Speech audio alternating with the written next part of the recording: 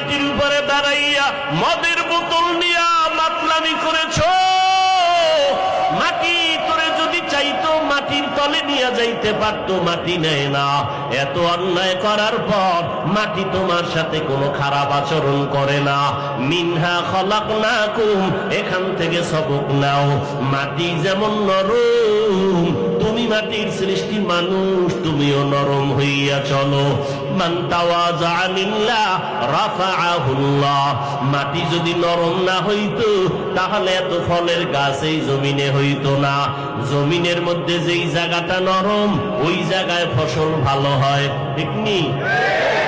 জমিনে সর সম্বল বর্ণয়ারত বরু তখমে আমল জয় মেগরদা।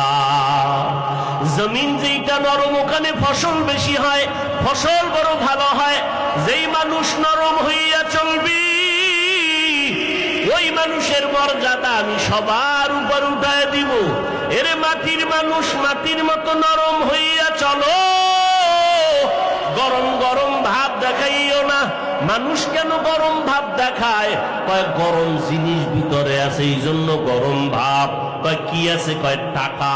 টাকার গরমে গরম গরম ভাব। বলে আর একজনের টাকা নাই, সেও দি গরম ভাব দেখায়। কি বুঝি? কয় তার কাছে ক্ষমতার গরম, এই জন্য গরম গরম ভাব দেখায়। কারুন ক্ষমতা টাকার গরমে ভাব দেখাইয়া মুসা নবীর সাথে বেয়াদবি করে ফেললো। আবার ওদিক দিয়া মুসা নবীর সাথে বেয়াদবি করে ফেললো। নমরুদ বেয়াদবি করলো ক্ষমতার গরম দেখায়া ইব্রাহিম নবীর সাথে। আর একজনের টাকা নাই, ক্ষমতাও নাই, সে দেখি আবার গরম গরম ভাব দেখায়। সালাম দিলেও দেয় না, দেয়ও না। কি ভাব, কি ভিতরে পুঁজি আছে? গরম কয় আছে। কয় কি? কয় এলেম বেশি। এলেমের গরম। আমার মতো বড় বক্তা কেউ নাই, আমার মতো বড় মুহাদ্দিস কেউ নাই, আমার মতো বড় মুফতি কেউ নাই। আল্লাহ কয় তুমি এলেমের গরম দেখাও, আমি অনেক কিছু জানি, অনেক কিছু জানি, অনেক কিছু জানি। আল্লাহ কয় কোরআনের দরজার মধ্যে আমি কয়েকটা অক্ষর দিয়ে তোর অহংকার জবাই দিয়া দিলাম, আলিফ লাম মিম। তুই যদি জানো আলিফ লামের তাফসীর কইরা ভিতরে ঢোক। ওখানে গিয়া কেন কও আল্লাহু আ'লামু বিমুরাদিহি বিযালিকা? আলিফ লাম মিমের বিষয় আমি কিছু বলতে রাজি না। আমার মাওলার রহস্য ভালো জানেন।